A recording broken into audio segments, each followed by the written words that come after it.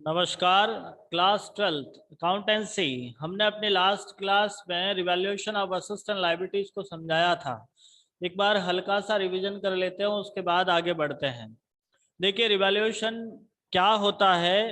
तो जो भी असिस्टेंट लायबिलिटीज आपके पास पहले से है, मीन्स अपनी बैलेंस शीट में पहले से जो असिस्टेंट लायबिलिटीज है, जैसे ही एक नया पार्टनर आपकी पार्टनरशिप फर्म में एडमिशन लेता है, उस टाइम हम उन वैल्यू को वापस रीवैल्यू करते हैं।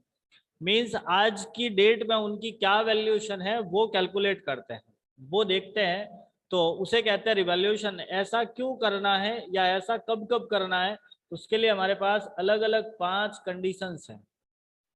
पहली कंडीशन आती है जब एक नया पार्टनर एडमिशन लेता है, पार्टनर रिटायर्ड होता है, आपका पार्टनर की डेथ हो जाती है, या लाभ हानि अनुपात बदल देते हो, या फिर आपका कोई दो फर्म एक हो जाती है।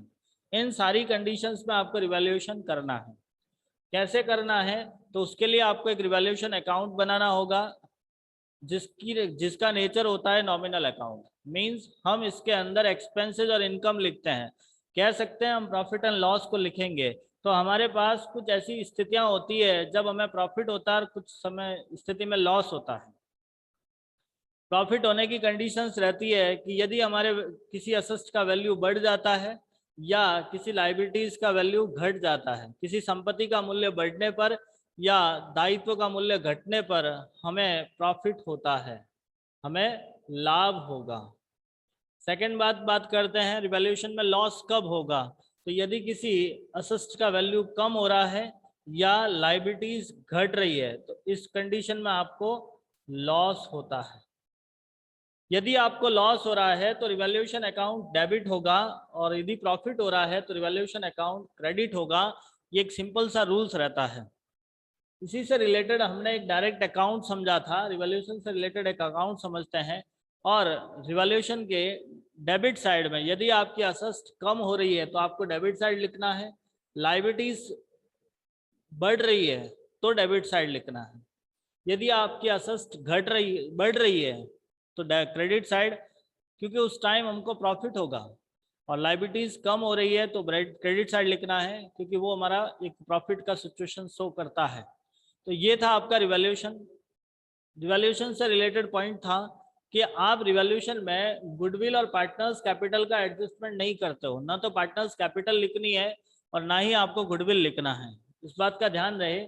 सेकंड पॉइंट रहता है कि आप अपना रिवैल्यूएशन से रिलेटेड जो प्रॉफिट एंड लॉस होगा वो हमेशा हम ओल्ड रेशियो में बांटेंगे, मतलब पुराने अनुपात में पुराने साझेदारों में बांटना है।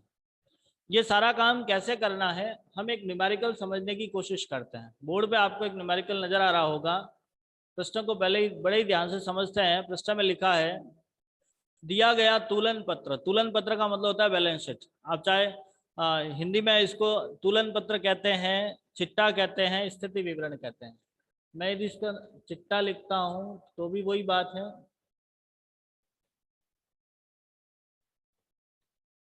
मैं उसे स्थिति विवरण लिखता हूं तो वो भी वही बात है। ठीक है। और तुलन पत्र तो कहते ही हैं इसे, इंग्लिश में एक ही वर्ड है हमारा, बैलेंस शीट। जो 31 मार्च 2017 को साझेदारी व्यवसाय चला रहे हैं, ए और बी 2:1 में लाभानी बांटते हैं। हमारे पास दो पार्टनर थे, ए और बी, दो पर्सन है, 2:1 में अपना पार्टनरशिप कर रहे हैं। हमको बैलेंस शीट दिया हुआ है, नीचे लिखा है निम्न शर्तों पर सी को 1/4 भाग के लिए प्रवेश दिया है। सी आपकी पार्टनरशिप फॉर्म में एडमिशन ले रहा है 1/4 पार्ट के लिए। सी कैपिटल लेके आया है 1,00,000 रुपए। सी अपने हिस्से की पूंजी लाया 1,00,000 और गुडविल लेके आ रहा है 60,000। देखो, एक ऐसा प्रश्न जिसके अंदर आपके मोस्टली एडजस्टमेंट सॉल्व होंगे। आपको पता होगा जब एक नया पार्टनर पार्टनरशिप फर्म में एडमिशन लेता है तो टोटली हमारे पास 6 एडजस्टमेंट होते हैं। कितने एडजस्टमेंट होते हैं? 6। कितने होते हैं बोलिए बेटा? 1 2 3 4। 6। पहला एडजस्टमेंट होता था न्यू पार्टनर कैपिटल। दूसरा होता है आपका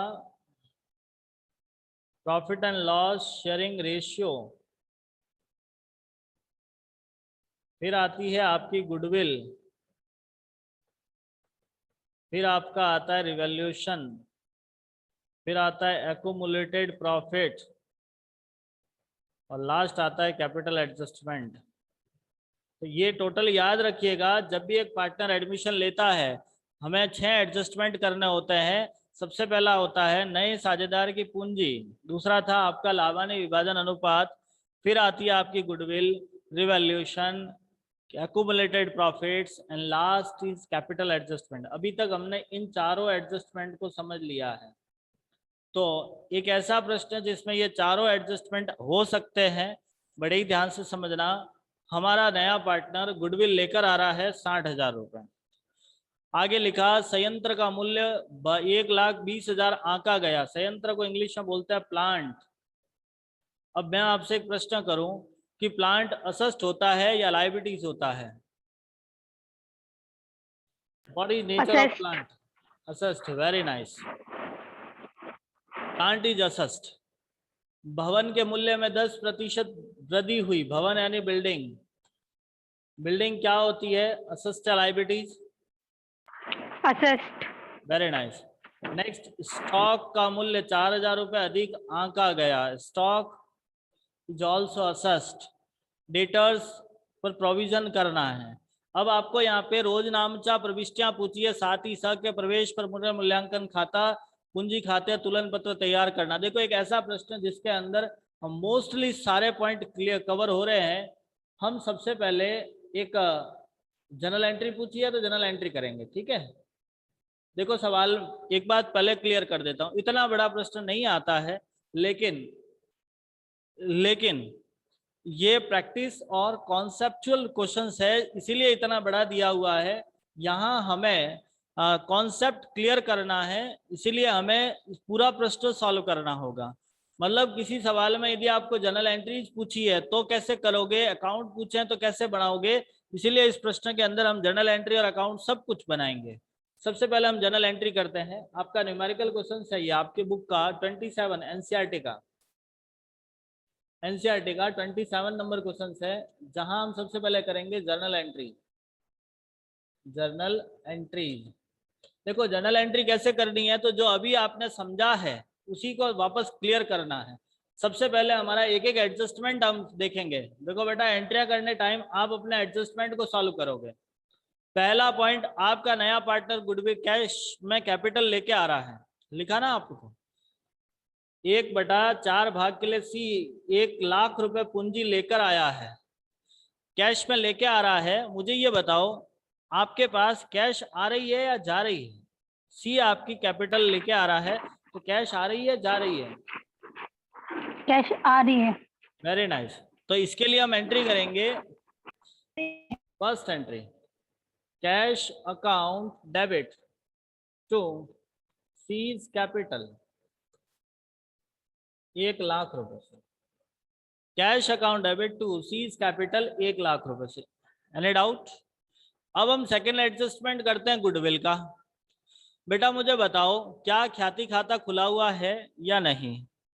रिप्लाई सबको देना है, क्या गुडविल पहले से खुला हुआ है या नहीं है।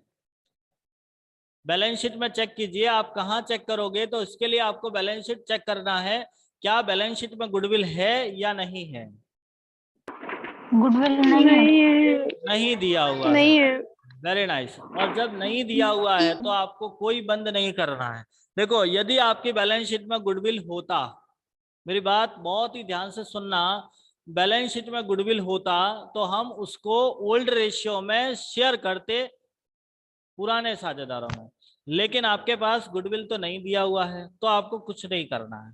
अब हमारे पास जो नया पार्टनर से रिलेटेड गुडविल है, उससे रिलेटेड कुछ अलग अलग कंडीशंस होती है। और पहली कंडीशन होती है जब नया पार्टनर गुडविल का पैसा कैश में लाता है।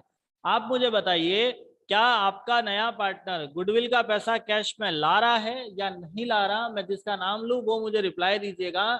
क्या नया पार्टनर, सुनना मेरी बात, नया पार्टनर गुडविल का पैसा कैश में लाया या नहीं लाया? पूजा जी, आपका नया पार्टनर गुडविल कैश में ला रहा है या नहीं ला रहा? पूजा जी आंसर देंगे इसका। जस्ट फास्ट, ला रहा है। Very nice. खुशबू सोनी जी कितना पैसा गुडविल का लेके आया है?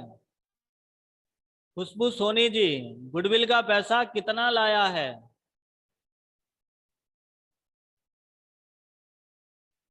बोलो बेटा, जवाब फटाफट चाहिए। कितना पैसा गुडविल का कैश में लाया है खुशबू सोनी जी?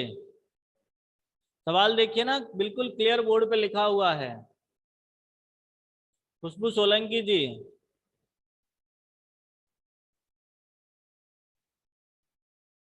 आपका नया पार्टनर गुडविल का कितना पैसा कैश में ला रहा है? ये जो वैल्यू मैंने लिखा है वो कितना है? 60,000। जो नया पार्टनर कैपिटल लाया उसके साथ गुडविल का पैसा भी लाया है। गुडविल कितना लाया? 60,000। तो हम ये पता है हमें, जब भी एक पार्टनर गुडविल का पैसा लाता है तो हम एंट्री करते हैं cash account debit to goodwill. तो मैंने इसी को इसके साथ लिख दिया, cash account debit to C's capital to goodwill, और गुडविल है हमारे पास 60,000। टोटल हो गया 1,60,000। अब जब एक नया पार्टनर गुडविल का पैसा लाता है तब हम एंट्री करते हैं cash account debit to goodwill, goodwill account debit to sacrificing partners capital. हमारी सेकेंड एंट्री हो गई goodwill account debit to sacrificing partners capital. Goodwill account debit to sacrificing partners capital. Sorry, sacrificing के लिए आप यहाँ पे ए और बी का यूज करोगे। To A's capital to B's capital. अब हमारे पास टोटल गुडविल 60,000 है। सैक्रिफाइस के लिए आपको सैक्रिफाइस रेशियो चाहिए। यहाँ हमें रेशियो से रिलेटेड और कोई पॉइंट नहीं दिया हुआ, मतलब आपका पुराना अनुपात ही त्याग का अनुपात होगा। पुराना है आपका 2:1, तो वैल्यू आ गई 20,000, 40,000। Now our next point is revaluation. तीसरा पॉइंट होगा अपना रिवैल्यूएशन। रिवैल्यूएशन के लिए आपको याद है, हमने पहले बताया भी है कि हम कभी रिवैल्यूएशन में गुडविल नहीं ट्रांसफर करते, ओनली असेट्स एंड लायबिलिटीज का एडजस्टमेंट होता है। फर्स्ट एडजस्टमेंट, संयंत्र का मूल्य 1,20,000 आंका गया। आंका मतलब वैल्यू अभी इसकी 1,20,000 है। मेरा आपसे प्रश्न है, आपकी बैलेंस शीट में प्लांट दिया हुआ है 1 लाख। बैलेंस शीट में कितना है? 1 लाख। अभी उसकी वैल्यू हो गई है 1,20,000। प्लांट बढ़ा या घटा? बढ़ा है। वेरी नाइस, प्लांट बढ़ गया है। बढ़ा है। कितने से बढ़ा है? 20,000। 20,000 से। अब मेरा दूसरा प्रश्न आपसे, मुझे ये बताओ, प्लांट हमारे लिए क्या होता है? असेस्ट होती है, लायबिलिटीज होती है? असेस्ट। असेस्ट होती है। और असेस्ट बढ़ती है तो प्रॉफिट होगा, लॉस होगा? जब भी असेस्ट बढ़ती है तो प्रॉफिट होता है। बहुत बढ़िया। और जब प्रॉफिट होता है तब रिवैल्यूएशन अकाउंट क्या करोगे? डेबिट करोगे, क्रेडिट करोगे?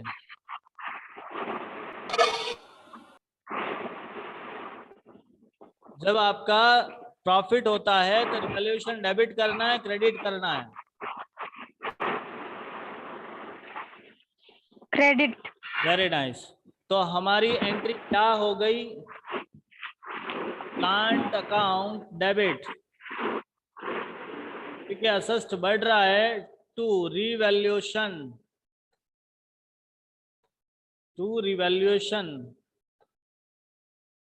Plant account debit to revaluation.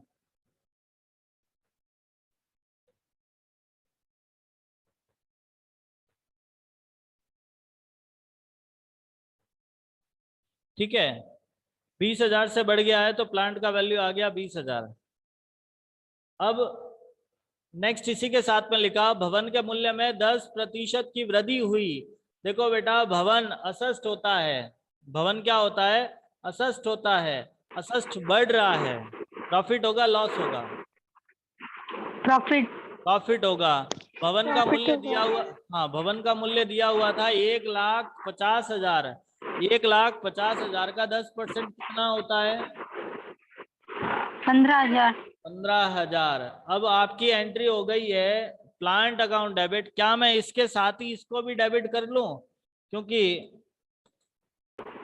ये भी असेस्ट है और ये भी बढ़ रही है। तो plant account debit to revaluation, plant हो गया आपका 15,000 का, वैल्यू आ गई 35,000। और भी कोई आएगा तो हम एडजस्ट कर लेंगे। नेक्स्ट आगे लिखा है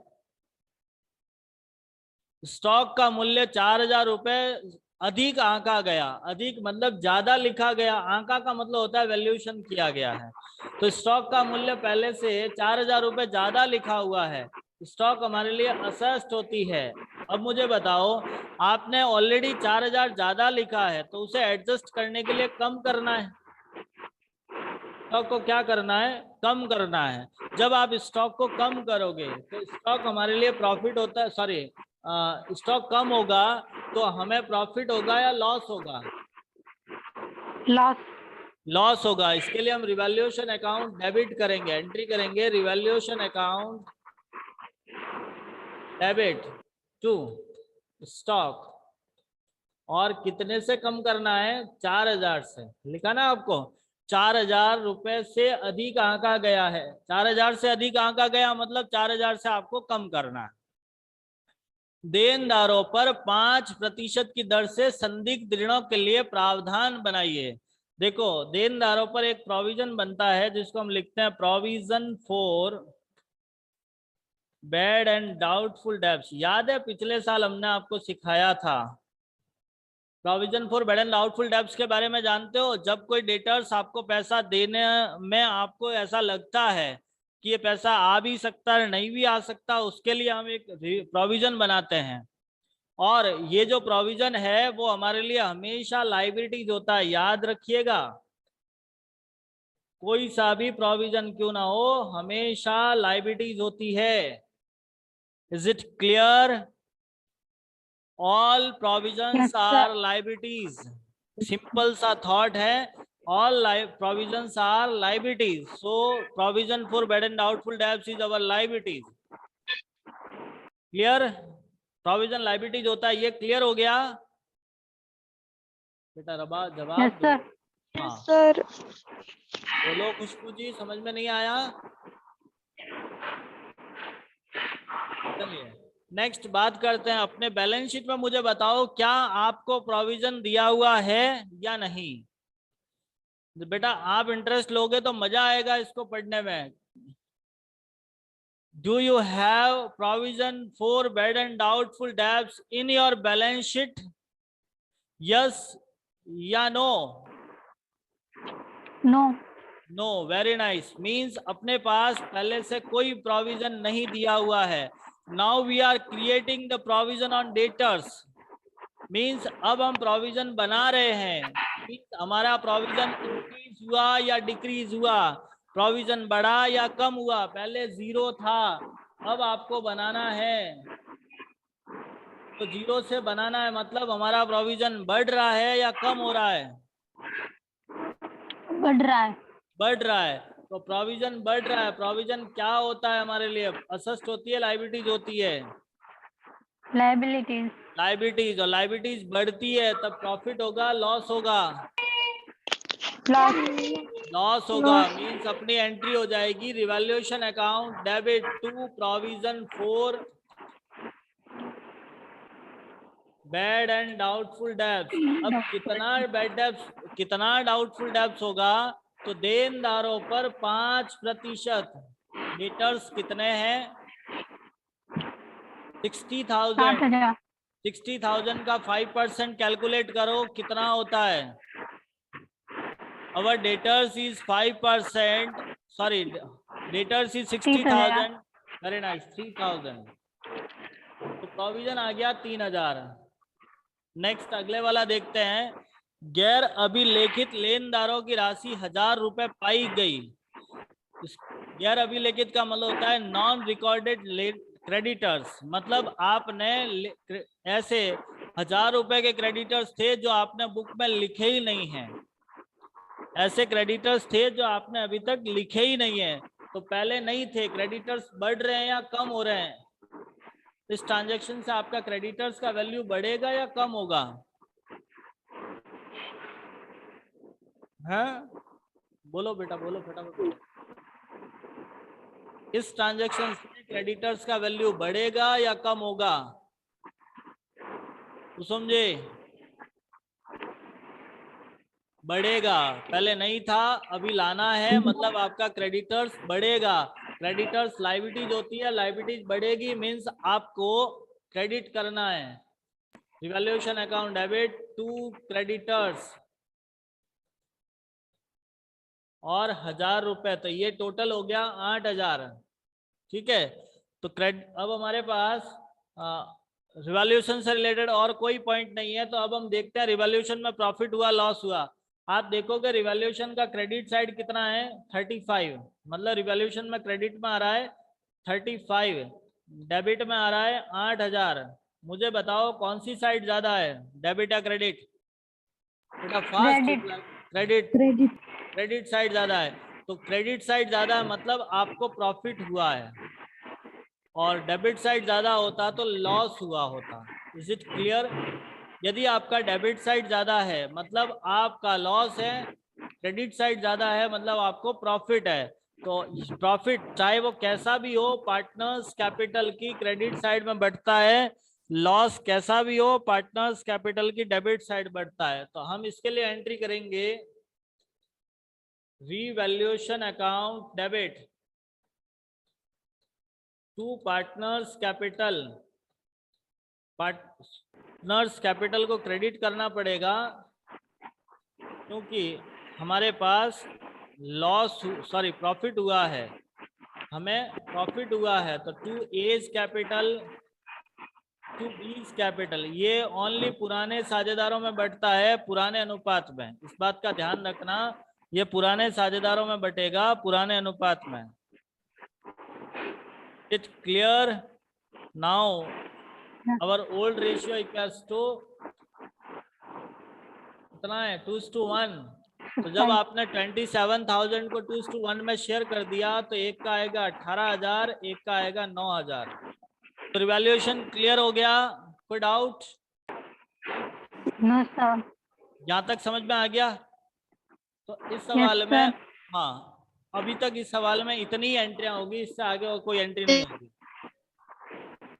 इस सवाल में जनरल एंट्रियां तो यही होगी। जनरल एंट्री यदि आपको पूछते हैं केवल जनरल एंट्री, तब तक तो आपको यही एंट्री करनी है, इसके अलावा और कुछ नहीं एंट्री करनी। लेकिन यहाँ पे आपको अकाउंट्स भी पूछे हैं, रिवैल्यूएशन अकाउंट, पार्टनर्स कैपिटल और बैलेंस शीट भी पूछी है, तो हम इसका आगे रिवैल्यूएशन अकाउंट बनाते हैं। ध्यान से समझिएगा, अकाउंट बनेगा रिवैल्यूएशन अकाउंट।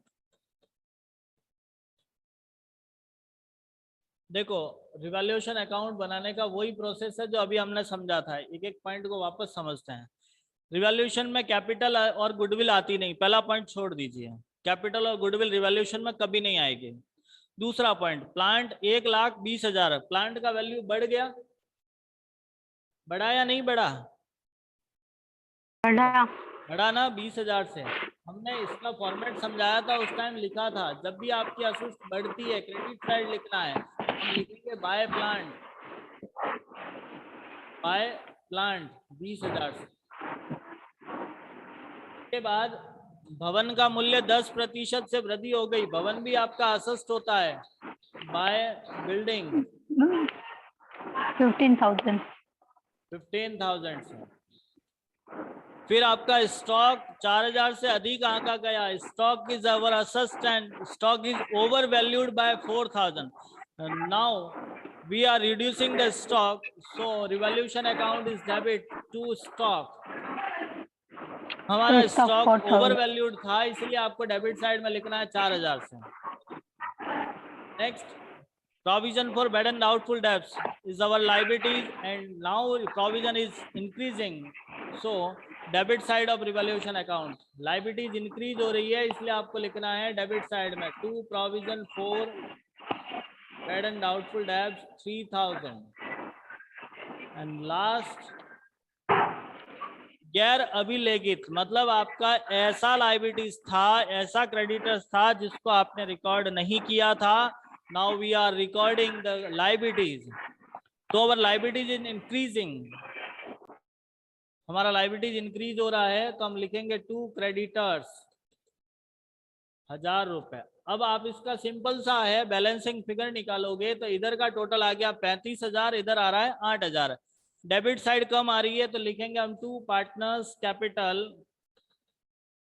27,000, और ये पार्टनर्स कैपिटल ए और बी में बढ़ गया 18,000 9,000 से. Is it clear? Yes sir. Yes sir.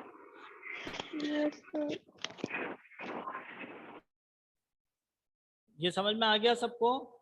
अब हमारा दूसरा अकाउंट है पार्टनर्स कैपिटल अकाउंट. देखो मैं आपको एक राज की बात बता रहा हूँ. राज का मतलब ये है कि पार्टनरशिप से रिलेटेड 4 चैप्टर होते हैं. Admission, fundamental, retirement, death, forms, dissolution, सब में पार्टनर्स कैपिटल बनता है. लेकिन अब आगे से, पहला वाला चैप्टर छोड़ दीजिएगा, बट आगे से जो भी आपका चैप्टर पढ़ोगे सब में पार्टनर्स कैपिटल बनेगा और सब में सेम सिस्टम होता है, कुछ नियम सेम है.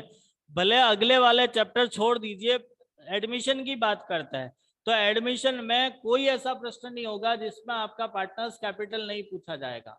बड़ा सवाल आएगा 6 नंबर का जिसमें पार्टनर्स कैपिटल पूछा जाएगा और सेम सिस्टम है. इसका प्रोसेस याद रखना. एक बार आपको प्रोसेस बता रहा हूँ, स्टेप बता रहा हूँ, उस स्टेप को याद रखना. बाकी कुछ नहीं है इस अकाउंट को करने में. हमारे पास 3 पार्टनर है तो आपको अमाउंट के 3 कॉलम करने हैं ABC. बेटा याद रखिएगा, चाहो तो आप नोट कर लीजिएगा. सबसे पहले आपको यहाँ लिखना है बैलेंस ब्रॉट डाउन. लिखोगे बाय बैलेंस ब्रॉट डाउन. पहला काम होता है बाय बैलेंस ब्रॉट डाउन. ये वैल्यू कहाँ से लानी है? तो जो आपके बैलेंस शीट में बैलेंस शीट में लायबिलिटीज में आपको कैपिटल दिया हुआ होगा, बैलेंस शीट में जो कैपिटल दिया हुआ है ये आपका ओपनिंग बैलेंस होता है. The balance of partners capital is capital in show in old balance sheet. जो बैलेंस शीट में आपका कैपिटल शो हो रहा है वही आपका बैलेंस ब्रॉट डाउन होता है. तो हमारा बैलेंस हो गया 1,80,000 1,50,000. मीन्स आपका बैलेंस हमेशा ओल्ड पार्टनर्स का ही होता है, नए पार्टनर का नहीं. नया पार्टनर तो बेचारा अभी आया है, अब वो क्या पैसा अभी लाएगा उसका बैलेंस बाद में बनेगा. तो फिलहाल आपके पास 2 पार्टनर्स हैं ए और बी जिनका पुराना बैलेंस दिया हुआ है 1,80,000 and 1,50,000. Now our first adjustment, C bring 1 lakh rupees for his capital, means our entry is cash account debit to C's capital. देखिए C आपके 1 लाख रुपए कैपिटल का लेकर आया. देखो कोई भी पार्टनर जब भी आएगा कैपिटल लाएगा ही लाएगा. जो कैपिटल लेकर आता है उसके लिए एंट्री करेंगे हम बाय कैश और 1 लाख रुपए C में लिखोगे. ये दोनों एंट्रियां समझ में आ गई?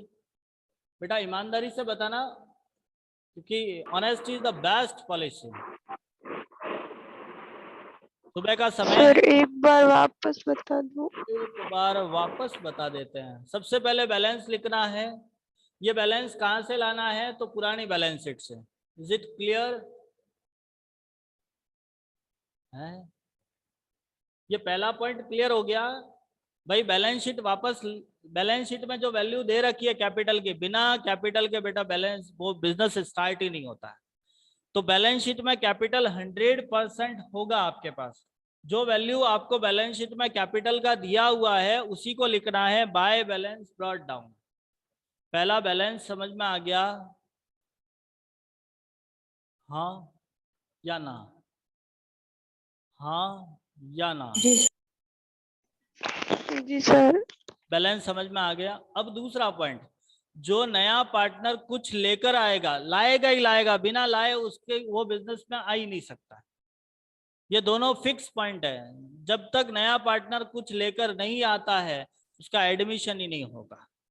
अब मैं ही आपसे पूछूं, आप एडमिशन लेने कहीं गए हो और एडमिशन फी जमा नहीं कराओगे तो क्या आपको एडमिशन मिलेगा? बिल्कुल नहीं.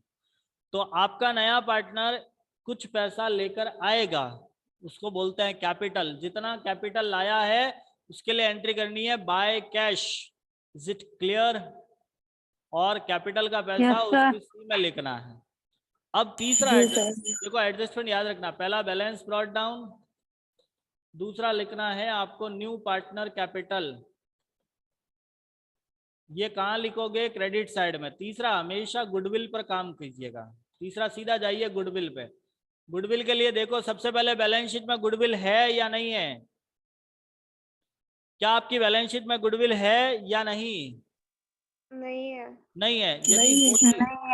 यदि होती प्रश्न हमारे सामने आता है, यदि होती तो हम बैलेंस शीट पार्टनर्स कैपिटल के डेबिट साइड में लिखते टू गुडविल और पुराने अनुपात में बांट देते। होती तो हम बैलेंस शीट से जो बैलेंस शीट की गुडविल है उसको हम पार्टनर्स कैपिटल की डेबिट साइड में टू गुडविल लिखकर शेयर करते हैं, बट यहाँ तो है ही नहीं तो छोड़ दीजिएगा उसको। सेकंड पॉइंट, क्या आपका नया पार्टनर गुडविल कैश में ला रहा है या नहीं ला रहा है?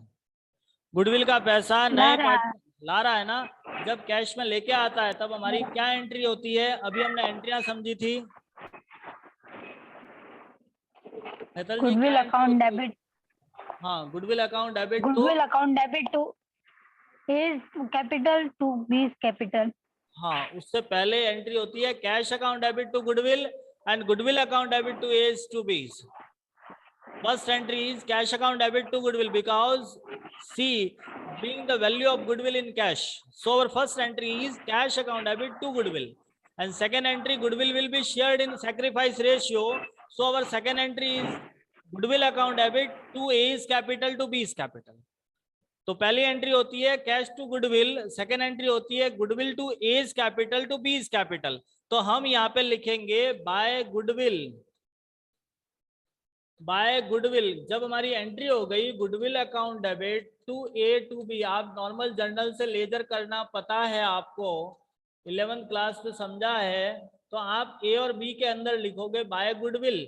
वैल्यू आ गई 18,000 7,000। ध्यान रहिएगा नया पार्टनर जो भी गुडविल लाता है वो उसके अंदर नहीं लिखा जाए। मैं आपसे एक प्रश्न करता हूँ, एक सिंपल सा प्रश्न है।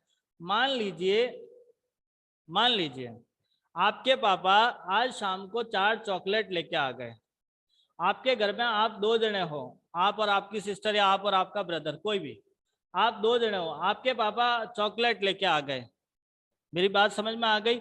अब मुझे बताओ वो चॉकलेट लाते ही सबसे पहले वो खुद खाएंगे या आपको देंगे?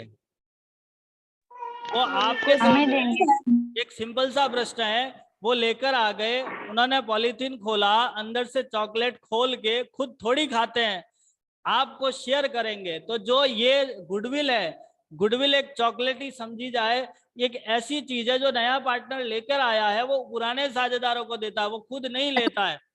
तो गलती से भी कभी सी की कैपिटल के अंदर या सी के अंदर या नए पार्टनर के अंदर गुडविल का पैसा न लिखें। Is it clear? तो आपका गुडविल आ गया बाय गुडविल 18,000 एंड 7,000। नहीं 18,700 थोड़ी होगा रे, 40,000 और 20,000 होगा। वो तो बेटा 60,000 लाया ना। 40,000 और 20,000। क्यों खुशबू जी गलत करवाते हो मेरे से? बोला करो, तुम सब इंटेलिजेंट लोग मेरे साथ काम कर रहे हो। तो चलिए नेक्स्ट एडजस्टमेंट होता है रिवैल्यूएशन का। गुडविल के बाद अगला एडजस्टमेंट होता है रिवैल्यूएशन का। अवर फोर्थ एडजस्टमेंट इज रिवैल्यूएशन। अब नाउ रिवैल्यूएशन, आपने ये रिवैल्यूएशन बना लिया। रिवैल्यूएशन की डेबिट साइड में पार्टनर्स कैपिटल आ रहा है। पार्टनर्स कैपिटल कौन सी साइड आया? डेबिट साइड में। तो आप इसको पार्टनर कैपिटल की क्रेडिट में लिखोगे बाय रिवैल्यूएशन। इसके क्रेडिट में आया होता तो इसके 2 में लिख देते। ये वैल्यू आएगी 18,000 और 27,000। क्लियर? क्या और कुछ समझ में नहीं आया? यहाँ तक क्लियर हो गया? अब इसका बैलेंस शीट ही निकालते हैं, जितना फास्ट हो सके उतना निकालो। और कुछ नहीं दिया हुआ, आप लिखोगे टू बैलेंस कैरी डाउन। इधर हो गया 1,80,000 और 40,000, 2,20,000, 2,20,000 और ये हो गया आपके 2,38,000 का। देखिएगा हाँ 18,000 और 27,000 कहाँ से आए? अरे बेटा 9,000 है, ये 27 नहीं है,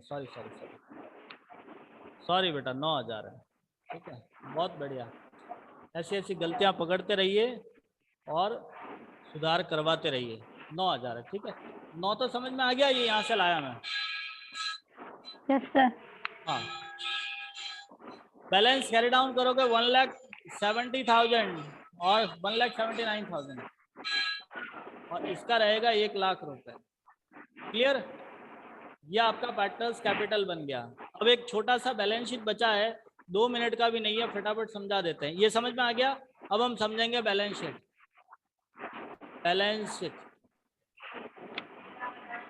अब बैलेंस शीट में आपको क्या करना है, तो पुरानी बैलेंस शीट को देख के हम इसको भरेंगे। सबसे पहले तो लिखेंगे हम इसमें कैपिटल।